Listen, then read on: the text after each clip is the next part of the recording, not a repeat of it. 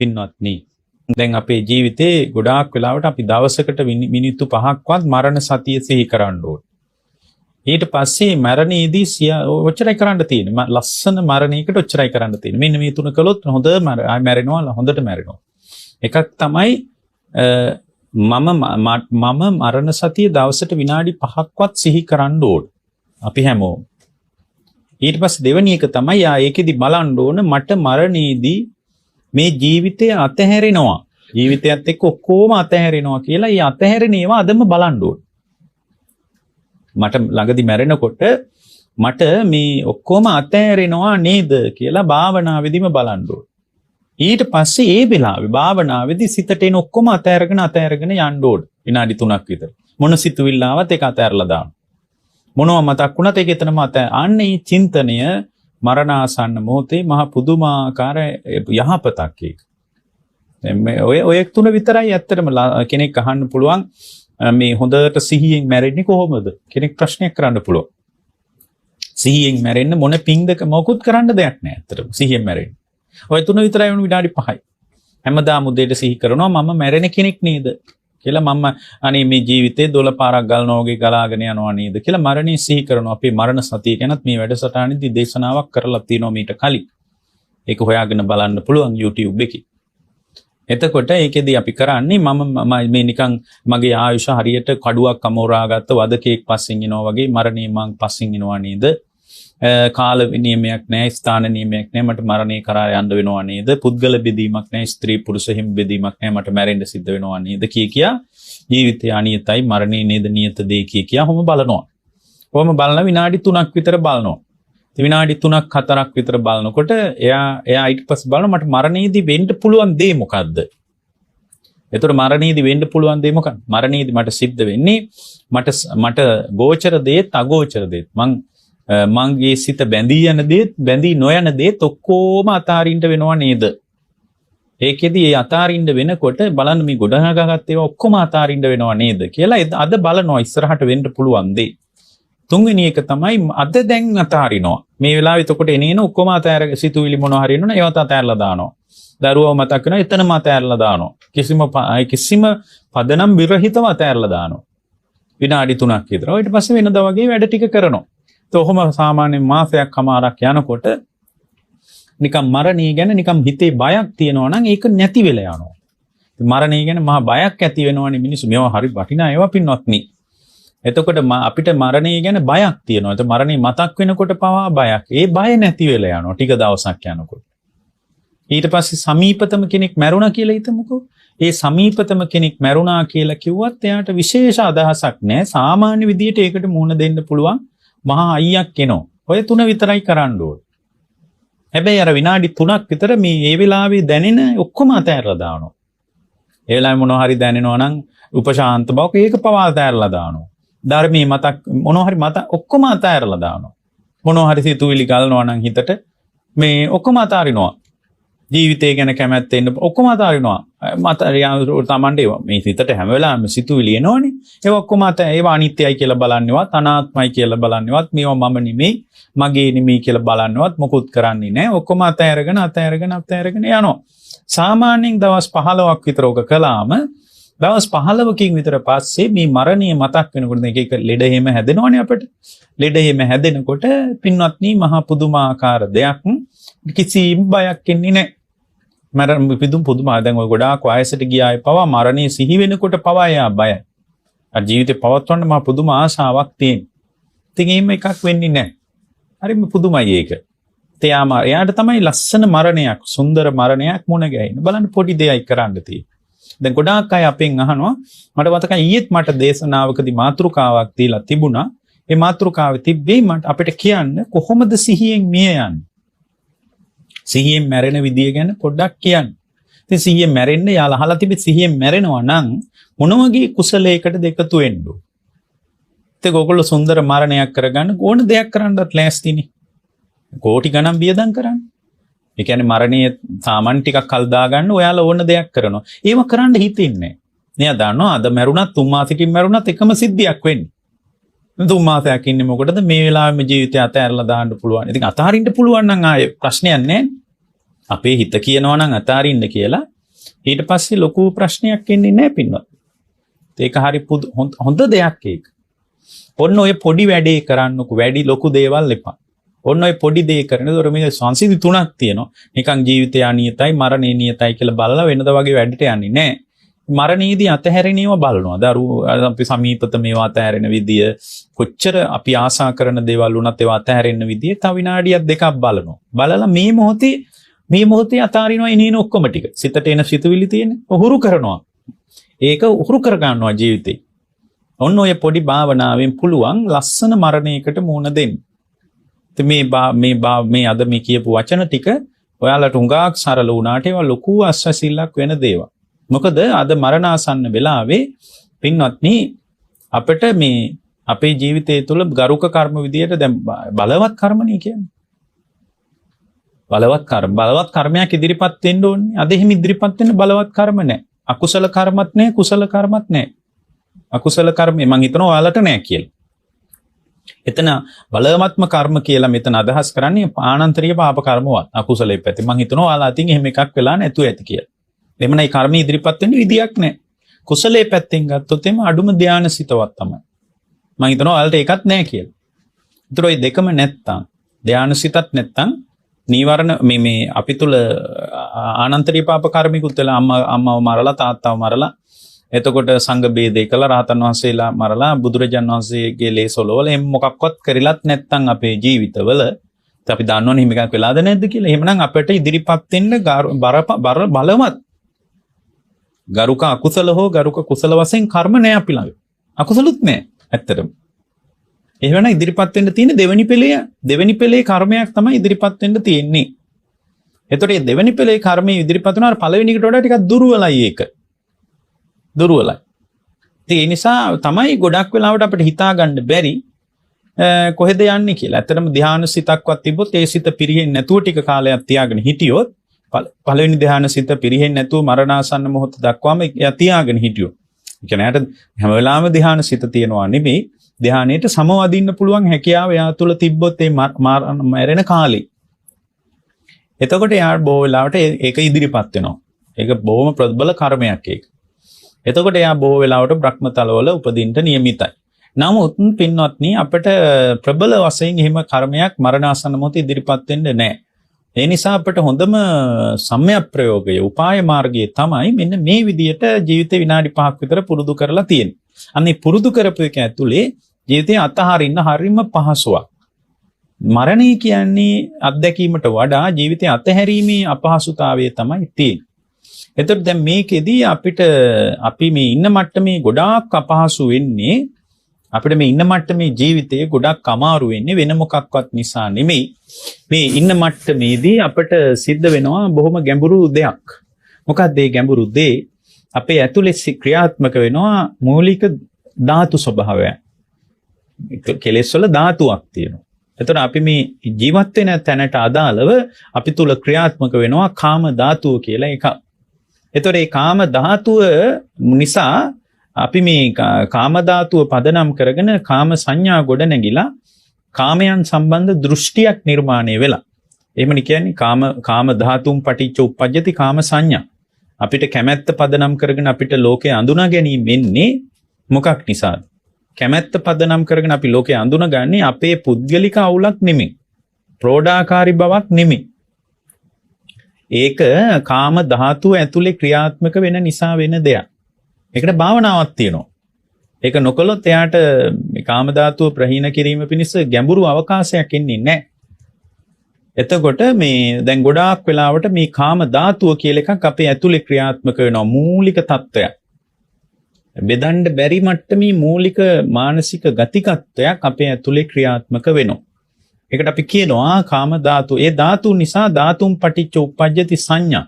ධාතුව නිසා සංඥා ගොඩ නැගෙනවා. අපි සංඥා කියන අඳුන ගන්නවා කැමැත්තෙන් ලෝකේ අඳුන ගන්නවා. ඒක මේ වයසට ගියත් තරුණ වුණත් බාල වුණත් ස්ත්‍රී වුණත් පුරුෂ වුණත් ගිහි වුණත් පැවිදි වුණත් කැමැත්ත පදනම් කරගෙන අඳුන ගන්නවා. කාම ධාතුන් පටිච්ච උප්පජ්ජති සංඥා. සංඥාව නිසා සංඥා පටිච්ච උප්පජ්ජති දිට්ඨි සංඥාව නිසා දෘෂ්ටියක් හැදෙනවා. මොකද්ද? මේ කැමැත්තෙන් පිළිගන්න පුළුවන් ලෝකයක් තියෙනවනේ නං කියලා පිළිගන්නවා. පිළිගැනීමක් ඇති වෙනවා ඇත්ත බවට. ඒ දෘෂ්ටිය නිසා මොකද වෙන්නේ? ඒ ඇත්ත බවට පිළිගත්ත නිසා ඒ ඇතයි පිළිගත්ත දේවල් සම්බන්ධ එයාට සිතුවිලි පවතිනවා. ඒකට අපි කියනවා දිට්ඨිම් පටිච්ච උප්පජ්ජති සංකප්පෝ. දෘෂ්ටිය නිසා සංකල්පනා ඇති වෙනවා. මේක තමයි මේ අපි තුල වෙන දේ. ඊට වඩා මොකක්වත් වෙන්නේ නැහැ. ඊට පස්සේ සංකල්ප නිසා මොකද වෙන්නේ? සංකල්ප නිසා පරිලාහයක් ඇති වෙනවා. අර අපේ සිතුවිලි නිසා අපිට මේ කැමැත්ත ගොඩනැගෙන ලෝකය අපිට ඒවා අත්පත් කරගන්නකම් ඒවත් එක්ක එකතු වෙනකම් ඒවා සමග එකතු වෙලා වාසය කරනකම් ඇතුළ මහා පිලිස්සීමක් ඇතුලේ දැවිල්ලක් හට ගන්න පටන් ගන්නවා. ඉතින් ඔහොම දැවිල්ලක් හට ගන්න නිසා අපිට මොකද්ද වෙන්නේ? ඔහොම දැවිල්ලක් හට ගන්න නිසා පින්වත්නි අපි තුල නිරතුරුව සිද්ධ වෙන දේ තමයි කාම ඡන්දය ඇති වෙනවා. ඔන්න ඔක තමයි අපි තුල සිද්ධ වෙන ක්‍රියාවලිය. මොකද්ද? කාම ධාතුවක් තියෙන ඔක්කොම ප්‍රශ්නේ කාම ධාතුව. ඒක නැත්තම් ඔය මොකක්වත් ප්‍රශ්නයක් වෙන්නේ නැහැ. ඒ නිසා කාම ධාතුව තමයි කාම ලෝකෙටත් අපි වරන් ඉන්නේ. ධාතුව. ඒක කියන්නේ කාම ධාතුව ඒපක්ඛංකෝ ආනන්ද කාමං නා භවිස්සති අබිනුකෝ කාම භව පඤ්ඤායති. ආනන්ද කාම ධාතුව විපාක පිණිස කර්ම රැස් නොවේ නම් කාම භවය කියලා එකක් පැනවෙන්නේ නැත ආනන්ද. කියලායි බුදුරජාණන් වහන්සේ වදාළේ. කාම ධාතුන් වේපක්ඛංකෝ ආනන්ද. කාම ධාතුවේ විපාක පිණිස කර්ම රැස්වීමෙන් කාම භවයක් කියලා එකක් පැනවිලා තියෙනවා. මේ අපි ඉන්නේ කාම භවේ. හැම වෙලාවකම කාම භවේ. මේක නිසා තමයි අපිට වස්තු කාමයක්, ක්ලේශ කාමයක් හිතෙන් ගැලවිලා යන්නේ නැත්තේ. වස්තු කාමයකුත් තියෙනවා, ක්ලේශ කාමයකුත් තියෙනවා. ඒක හරියට මඩක් තියෙනවා, මඩ ගඳක් තියෙනවා වගේ. මඩ තියෙන තැන් වල මඩ ගඳක් තියෙනවනේ. එතකොට මඩ ගඳ වගේ තමයි ක්ලේශ කාමය. මඩ වගේ තමයි වස්තු කාමය. ඔය දෙකම අපිට තියෙනවා. ඉතින් ඔය දෙකෙන්ම අපේ සිත මුදවා ගන්න එක අමාරු වැඩක්. එතකොට ධාතුව නිසා මොකද්ද? සංඥා ඇති වෙනවා. ඉතින් 아무තු දෙයක් නෙමෙයි. ඒකනේ බුද්ධ ශාසනය කිසි කෙනෙකුට ගරහා කරන්නේ. කාම සංඥා ඇති වෙන කිසි මිනිහෙකුට චෝදනා කරන්නේ. අපි ඒක අඳුන ගන්නවා එයාගේ தত্ত্বය. එච්චරයි. ඔයාලා මොන මට්ටමේ වුණත් බුද්ධ ශාසනය ඉස්සරහා ඔයාලා කොයිතරම් පිරිහිච්ච දුර්වල මිනිහෙක් වුණත් ඕගොල්ලෝ වෙනුවෙන් මේ දේශනා කරන එක අපි නවත්තන්නේ නැහැ. දැන් අපිත් කියනවා තමයි දේශනා නම් දැන් බොහොම ඇති කියලා. ඒක මේ ඔයාලා ගැන තියෙන කලකිරීමකට නෙමෙයි කියන්නේ. සංසිඳීම පිණිස දේශනා ප්‍රමාණවත් කියන අදහසින් දැන් මේ කියන්නේ. කලකිරෙන්න තරම් හේතුවක් මේ මුකුත් නැහැ. ඔය පින්නතුන්ලා කොයි මට්ටමේ පිරිහිච්ච කෙනෙක් වුණත් බුද්ධ ශාසනය ආව රකින්නවා. බුද්ධ ශාසනයට උදව් කරනවා. අන්තිම පිරිහිච්ච කෙනෙක් ඔයාලා හිතන්නකෝ ඔයාලගේ ජීවිත ගොඩාක් අකුසල් තියෙන. සමහර අය බෞද්ධ නාමයෙන් ඉඳලා ඒගොල්ලෝ කරගත්ත මොකක්වත් නැහැ ජීවිතේට. වෙච්ච කිසිම යහපතක් නැහැ මන. ඒ වුණත් ගරහන්නේ අපි අයියේ. මේ කාම ධාතුව නිසා සංඥා ගොඩ නැගිලා ඒවට අදාළ දෘෂ්ටියක් තිබ්බට පස්සේ එහෙම જાතියක් කොහොම තමයි. ඔක යමුත්තක් නැහනේ. පැවිද්දෙක් වුණත් ඕමයි. පැවිද්දෙක් වුණත් ආයෙ ඊට වඩා මොකක්වත් නැහැ. ඒ නිසා ඔයාලා කොච්චර පිරිහිච්ච කෙනෙක් වුණා සමහර අය අපිට ඇවිල්ලා කියනවා බලන්න ස්වාමීන් වහන්සේ මේ අපේ මහත්තයා මෙහෙමයි. අපේ නෝනා මේ වගේ කියලා. අනේ අපිට නම් කිසි අදහසක් එන්නේ නැහැ ඒව ගැන. එහෙම කිව්වා කියලා. එයා හිතනවා මේ ස්වාමීන් වහන්සේ එන්න කියලා දැන් අනුශාසනා කළයි. උපදේශ දෙයි. ඉතින් මොකටද උපදේශ දෙන්නේ?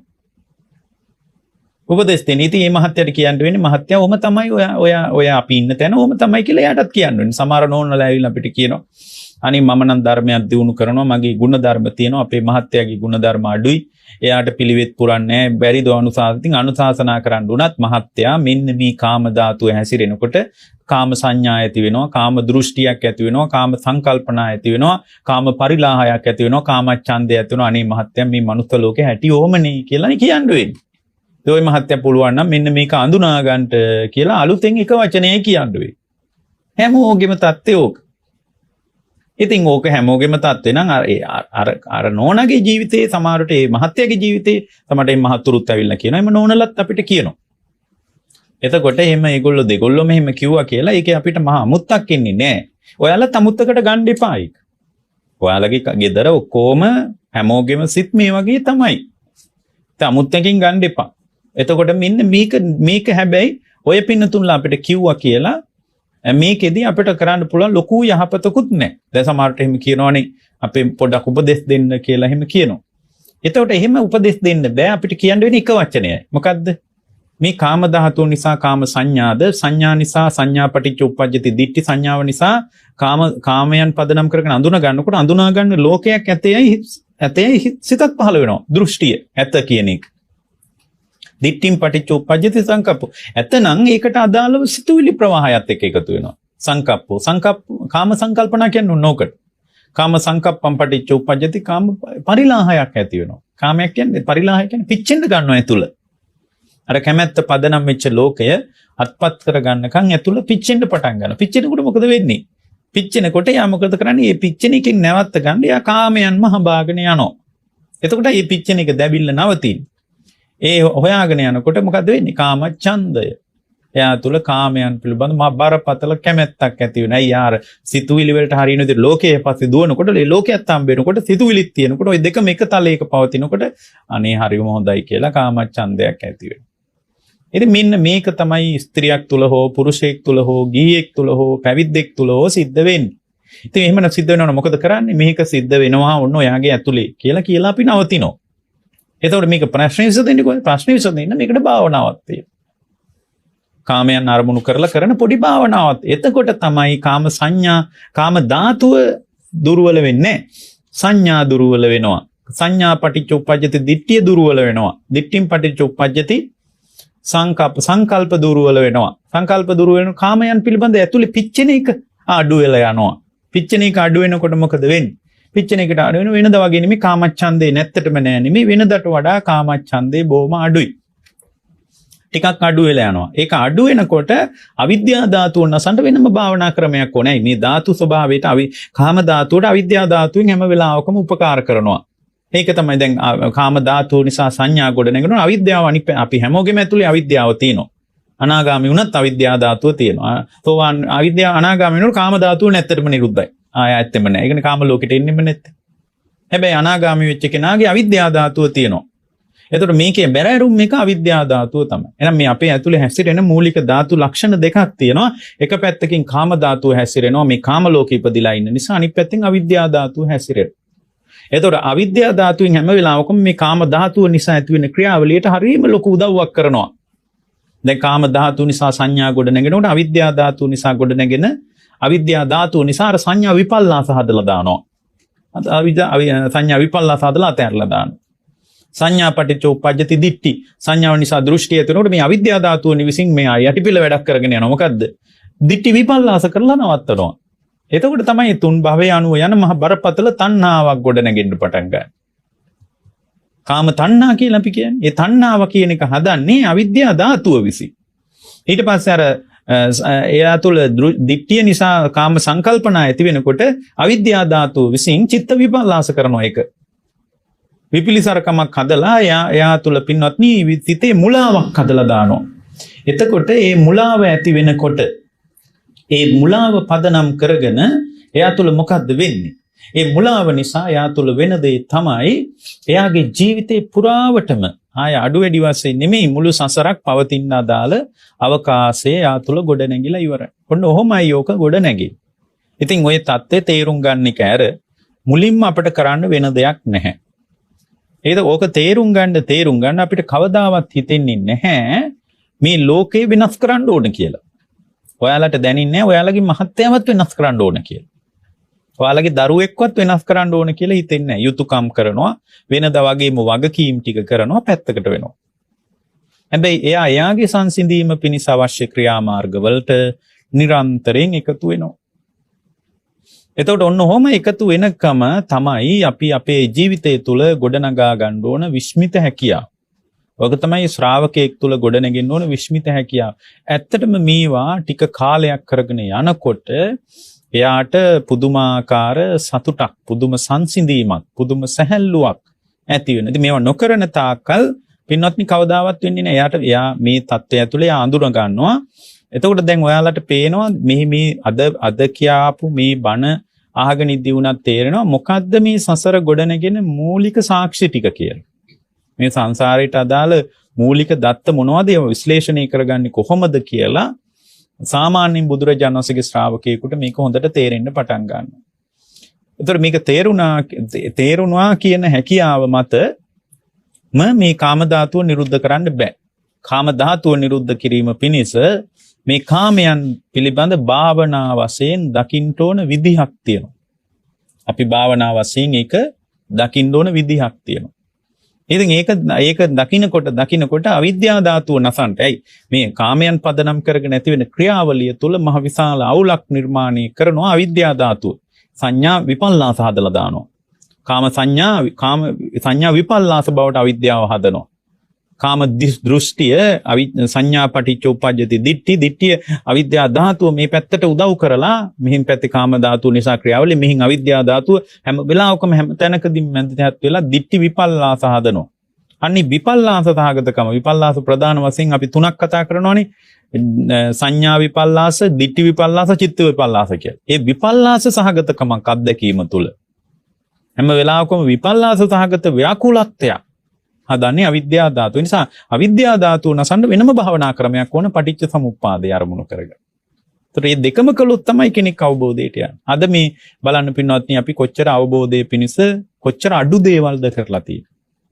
ඒ කියන්නේ නිවන් අවබෝධයට සෝතාපන්න වීමට මේ ගෞතම බුද්ධ ශාසනයේ පිළිසරණ උදා කර ගැනීමට අපි කොච්චර ස්වල්ප පොඩි දේවල් ටිකක්ද අපි අපේ ජීවිතවල කරලා තියෙන්නේ.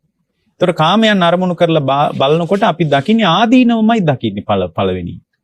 ඒ කියන්නේ කාම ධාතුව අරමුණු කරගෙන කාම ධාතුව නිරුද්ධ කිරීම පිණිස කාම සංඥා, කාම දෘෂ්ටිය, කාම සංඥා, කාම දෘෂ්ටිය, කාම සංකල්පනා, කාම පරිලාහය, කාම ඡන්දය පදනම් කරගෙන කාම ලෝකේ විපාක පිණිස කර්ම රැස්වීම, කාම භව මේක දුරු කිරීම පිණිස කාමයන් අරමුණු කරගෙන කාමයන් කියලා කියන්නේ වස්තුකාම සහ ක්ලේශකාම.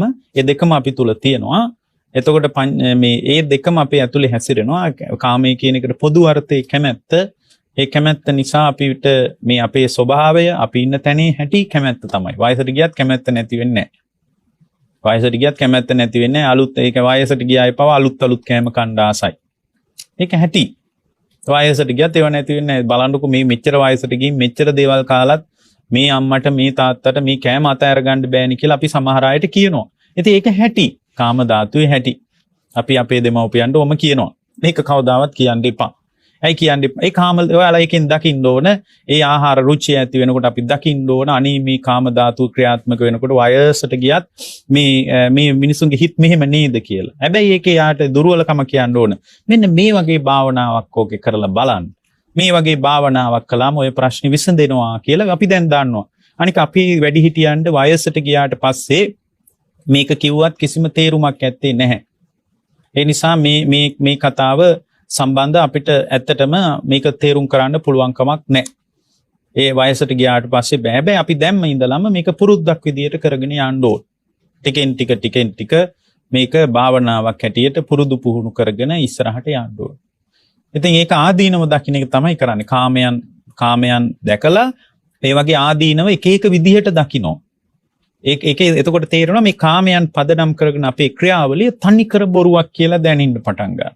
සම්පූර්ණයෙන් මේක බොරුවක් කියලා දැනෙන. ඊට පස්සේ අර කාම ධාතුවේ විපාක පිණිස කර්ම රැස්වීමෙන් පැමිණෙන කාම භව කියන එක, කාම භවය කියන එක නිරුද්ධ වෙන්න පටන් ගන්නවා. ඒක දිගට කරගෙන ගිහින් කරපු සිත විදර්ශනාවට ගත්තොත් එහෙම කාම ලෝකෙන් සම්පූර්ණයෙන්ම අයින් වෙලා යන්න පුළුවන්. හැබැයි අවිද්‍යා ධාතුව නැසෙනකන් කාම භවයෙන් ගැලවුණත් එයා තුන් භවයෙන් ගැලවිලා යන්නේ නැහැ.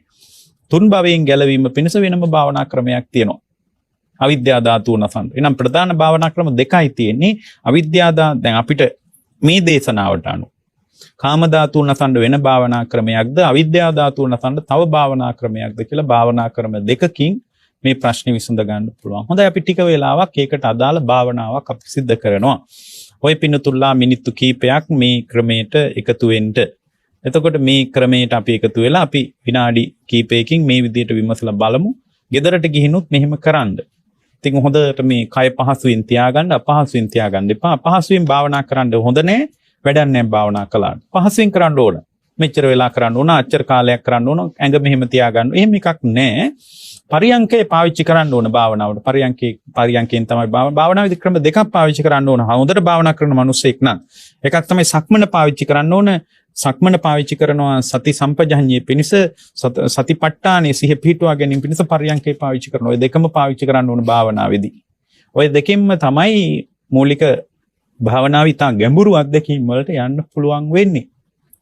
හොඳයි අපි භාවනාවට සූදානම් වෙනවා. පහසුවෙන් භාවනා කරන්න ඕන. S2 පියාගන්න. ඇස් දෙක පියාගෙන ඔළුව පාත් නොකොට ඔය පිනතුන්ලා බිම් බලා ගන්න කියන ඇස් වලින් බිම් බලා ගන්න කියලායි මෙතන අදහස් කරන්නේ. මේ වචන කියන්න යන්න එපා. නිවසේ ඉඳලත් හොඳට ටීවී එක ඉස්සරහා වාඩි වෙලා මේ විදියටම පරියංකයට සමවදින්න. මනසිකාරය බුදුරජාණන් වහන්සේට මම නමස්කාර කරමි. මාගේ නමස්කාරය වේවා. ශ්‍රී සද්ධර්මය මම සරණ යමි. උතුම් සද්ධර්මයට මාගේ නමස්කාරය වේවා. ආර්ය මහා සංඝරත්නය මම සරණ යමි. උතුම් සංඝරුවනට මාගේ නමස්කාරය වේවා. මම නමස්කාර කරමි.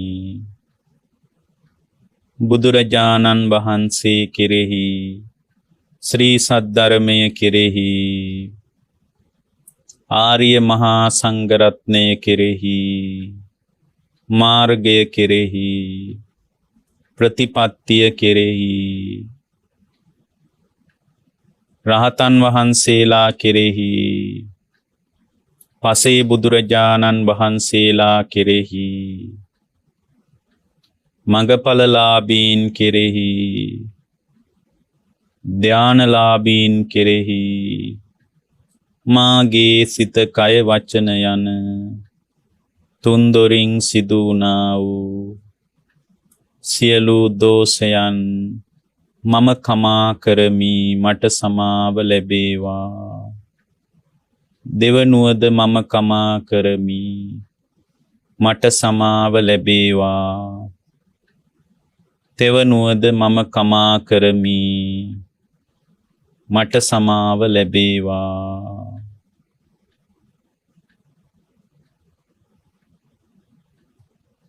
මාගේ සිත තුළ හටගන්නා වූ කැමැත්ත රූපයන් කෙරෙහිද ශබ්දයන් කෙරෙහිද ගන්ධ සුවඳ කෙරෙහිද රසය කෙරෙහිද පහස කෙරෙහිද සිතුවිලි කෙරෙහිද පවතින්නේය. සිත තුළ හටගන්නා වූ කැමැත්ත හටගෙන බිඳී යන්නේය. කැමැති කැමැති දේ නැවත නැවත අලුත් වන්නේය. මේ කාමය ආදීනව බොහෝ බැවින් ආස්වාදය මද බැවින් කාමයන්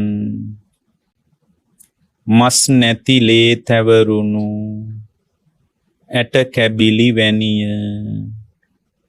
ඇට කැබැල්ලක් බල්ලෙකුට දැම්මාම ඒ බල්ලා ඒකේ ආස්වාදය හොයනවා. හැබැයි ලේ ගඳ විතරයි තියෙන්නේ. ඒ ඇට කටුවේ මොකුත් නැහැ.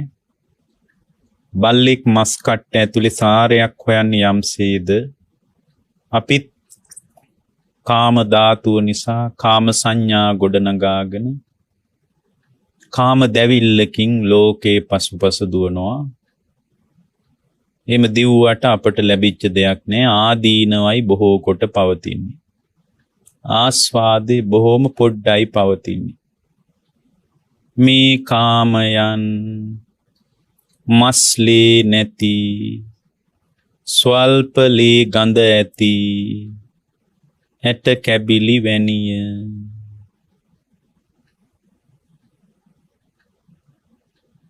මේ කාමයන්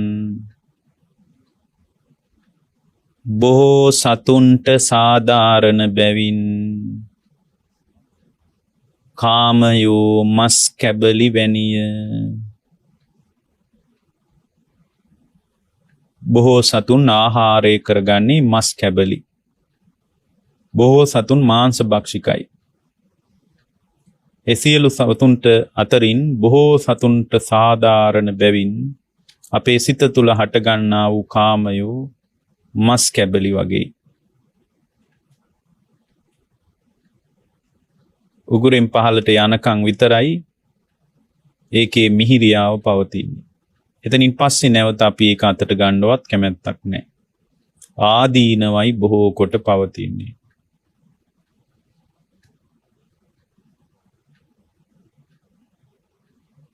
මේ කාමයන්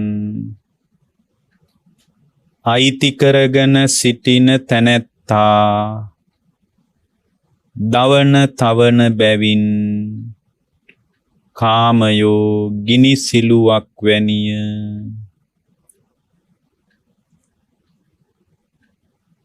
ගිනි සිලුවක් වැනිය. ගිනි සිලුවක් වැනිය. මේ කාමයන් පසුපස දුවන කෙනාට සහනයක් නැහැ. එයාවම පිච්චෙනවා. එයාට ලෝකේ පුච්චන්න බෑ. කැමැත්ත නිසා එයාගෙම හෘද සාක්ෂිය දැවෙන බවම දකින්න භාවනාවේ.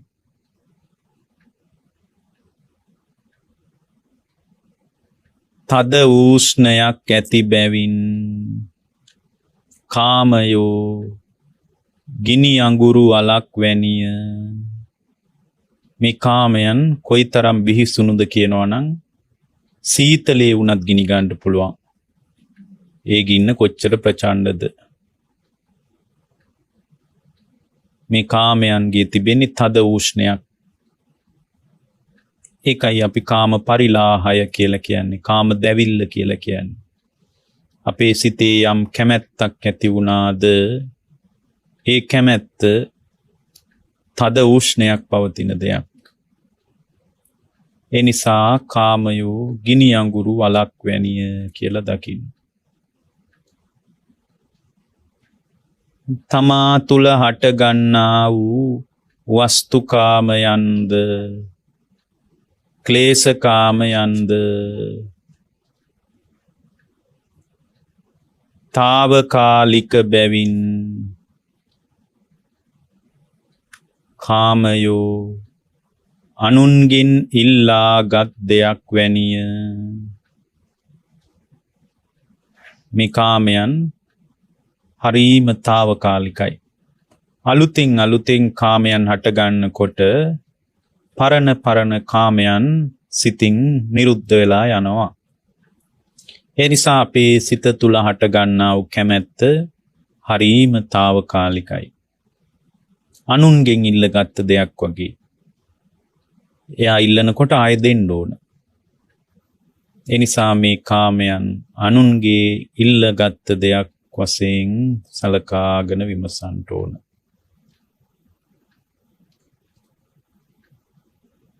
මේ වස්තුකාමයෝ අපව සිඳින බිඳින බැවින් උස් ගසක පවතින ගෙඩියක් වැනිය. මේ කාමයන් වැඩිකල් නොපවතින බැවින් කාමයෝ සිහිනයක් වැනිය. අපේ සිතේ හටගන්නා වූ කැමැත්ත බොහෝ කල් පවතින්නේ නැහැ. සිහිනයක් වගේ. සිහිනෙන් ගොඩාක් දේවල් පේනවා. නැගිට්ටාම මොකුත් නැහැ. මේ කාමයන්ගේ හිස් බවක් පවතින ආකාරය දකින්න. සිත තුලම පවතින මායාකාරී දෙයක් විදියට දකින්න. මේ කාමයන් අත් නොහැර සිටින තැනැත්තා කැපෙන බැවින් කාමයෝ කඩුවක් වැනිය.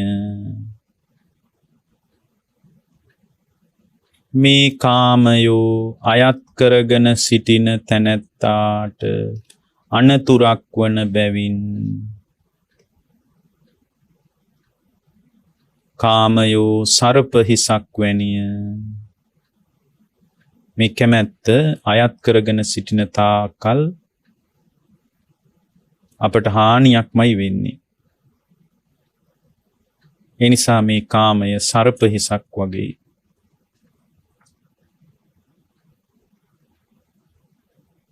මේ කාමයෝ මස් කපන තැන ඇති ලී කොටය වැනිය. මේ කාමයන් අත්විඳිනකොට එයාගේ ඇතුළාන්තයටම පහර වදිනවා. මස් කැපෙනකොට මස් කෑල්ල විතරක් කැපී නවතින්නේ ලී කොටේටත් පහර වදින බව දකින්න. මේ කාමයෝ ආදීනව සහිතයි. ආදීනව සහිතයි. ආදීනව සහිතයි. මේ කාම සංකල්පනා සිත තුළ ඇති වී නැති වී යන බැවින් අනිත්‍යයි. අනිත්‍යයි. අනිත්‍යයි. මේ කාම සංකල්පනා ස්පර්ශයෙන් හටගන්නා බැවින් ස්පර්ශයෙන් නිරුද්ධ වීමෙන් නිරුද්ධ වී යන බැවින් දුකයි. මේ කාමයන් මම නොවේ, මගේ නොවේ, මගේ ආත්මය නොවේ. සාදු සාදු සාදු. පින්වත්නි, අපට පුළුවන් මේක ඔබට බොහොම සරලව දැනුණට මේ විදිහට බලනකොට ටික ටික කැමැත්ත හිතේ අඩු වෙලා යනවා. මොකද මේ කැමැත්ත සාධාරණීකරණය කරන්න හේතු යෙදෙන්නේ නැහැ. මොකද මේ කැමැත්ත අපි සාධාරණීකරණය කරනවා. අපේ හිතේ ඇති වෙන කැමැත්ත. ඒවා යුතුයකම් විදියට සාධාරණී කරනවා. ඒ වගේම අපේ කැමැත්ත අපි හිතනවා මේ අපේ මේ දරුමල්ලෝ ඉඩකඩම් දීපල ගෙවල් දොරවල් එක ගත කරන ලෞකික ජීවිතේ ඉතා වැදගත් පැතිකඩක් කියලා හිතනවා. එමෙ හිතුවට පින්වත්නි මේ විදිහට බලනකොට අර හිතේ කැමැත්ත බොහොම අඩුයි. කාමයන් ආස්වාදයේ ගේන්නේ බොහොම ටිකයි, ආදීනෝ තමයි ගොඩක් තියෙන කියලා දැක්කම අර හිතේ වෙනදා වගේ කැමැත්ත නඩත්තු වෙන්නේ නැහැ. මේක විශේෂ දේ තමයි ඇයි මෙහෙම SP ආගෙන කරන්නේ බණක් ඇහුවත් හරිනේ කියලා. හැම වෙලාවකම මේ අරමුණු එක්ක ප්‍රතිබද්ධ නොවි තමයි මේක කරන්න ඕනේ. SP ආගත්තම රූප අරමුණුත් එක්ක ගනුදෙනුවක් නැහැ. කන් ශබ්දයේ පැත්තට අවධානය යන්නේ නැහැ. මේ විදිහට අපි බලනකොට ඇත්තටම වෙනදා ටික ටික කැමැත්ත බොහොම අඩු වෙලා යනවා. අපි අපේ හිතේ ඉන්නවා අපි කැමති ගායක ගායිකාවෝ. ඒතර ඒගොල්ලන්ගේ සින්දු අහන්න අපි හරි ආසයි. එයා වෙනදා වගේ එක එන්නේ නැහැ. ඒක බලින්ක් නොකර ඉන්නවා නෙමෙයි. එයාට එන්නේ දැන් හිත කියන්න එපා ඒ සින්දු අහන්න ඕන කියලා. කියන්නේ නැහැ. අර විවිධ ආහාර පාන උරඟාන්න අපි හරි කැමති. ඒක ඒ වෙන්නේ නැහැ. එයාට වමනා වෙන්නේ යැපීම පිණිස ආහාර විතරයි. සමහරට වෙනදා බොහොම තරුපන්ති හෝටල් වල ගිහින් කාපු කෙනා ඉතින් බොහොම මන්දගාමී. ඒකට ඉච්චර උමනාවක් නැහැ යාට. ඒ කියන්නේ ඒකෙන් බලෙන් නොයා අනිමේ මම බෞද්ධ ඒ නිසා මේ ඕවා හරියන්නේ නැහැ දැන් භාවනා කරන නිසා කියලා බලෙන් නොයා ඉන්නව නෙමෙයි. ඇතුළෙන්ම එන්නේ නැහැ මේ වමනාව. එන්නේ නැත්තම් ඉතින් මොනා කරන්නද? එන්නේ නැත්නම් ඒක හොඳයි ඉතින්. ඒක එන්නේ නැත්තම් හරිම හොඳයි. ඉතින් මේ කාය සම්පස්සේ කායික පහස වෙනුවෙන් ඒ අදහස එතකොට තමයි අර එන්නේ ඕන තැනකට ගිහින් භාවනා කරන්න පුළුවන්. ඕන ආරණ්‍යයකට ගිහින් ඉඳ හිතෙනවා. ඕන දුෂ්කර තැනකට ගියත් එයාට ඕන තැනක වාඩි වෙලා ඒ අවස්ථාවට මුහුණ දෙන්න පුළුවන් මට්ටමේ මහ පුදුමාකාර සංසිඳීමක් වෙනවා. ඉතින් ඒක එන්නේ මේ කාමයන් අරමුණු කරලා භාවනා කරනකොට. ඉතින් මේ ඔය විදියට වාක්‍ය 10කින් 12කින් අපි හිතනවා. තව හිතන්න ඕන විදික්‍රම තියෙනවා. ඉතින් අන්න ඒ විදියට හිතනකොට ගොඩාක් සාමාන්‍ය විනාඩි 10ක් විතර ඔකට යයි. යනකොට ඇතුලෙන් ඉන්නේ නෑ මේ අදහස. බලෙන් නොකර ඉන්නවා නෙමෙයි. බලෙන් නොකර ඉන්න එපා. එතකොට ඇතුලේ දෝමනස්ස සහගත පටිඝ සම්පයුක්ත සිතක් හැදෙන්නේ. දැන් කියන්නේ සීල් රකින්න කෙනා මේ කෙලෙස් සහගත මිනිස්සෙගේ සීල් රැකීම කියන්නේ සීලයත් එක්කම ක්ලේශයන්ද රකින්න බව පේන්නේ. දැන් ඉන්න සීල් කාර්යයන්ගේ මේ භාවනා ක්‍රම නැතුව සීල් රකින්නකොට ඒ සීලය ආරක්ෂා කිරීම ඇතුලේ ක්ලේශයන්ද ආරක්ෂා කරන බවක් පේනවා. මේ වගේ ක්‍රමත් එක්ක තමයි අර ස්ථිර සීලයකට අපිට එකතු වෙන්න පුළුවන්. ඒ නිසා ඔය පින්නතුන්ට මේ ක්‍රමවේද නිවන් දොරටුවක් වේවා කියලා අපි ප්‍රාර්ථනා කරනවා. සතරවරන් රජදරුවන් සක්දෙවිඳුන් ප්‍රදාන සියලු දෙවියන්ටද බ්‍රහ්මරාජ මණ්ඩලවලටද අවීචේ පටන් භවාග්‍රේ දක්වා විහිදී පැතිරී පවතින පෙනෙන නොපෙනෙන හැම දිනාටමද අපවත් වී වදාළ දරණාගම කුසල ධම්මනායක ස්වාමින් වහන්සේ ප්‍රදාන සියලුම මහා සංඝරුවනටද සුවසේම නිවන් මඟ පූර්ණේ කර ගන්නට මේ කුසල් හේතු වාසනා වේවා.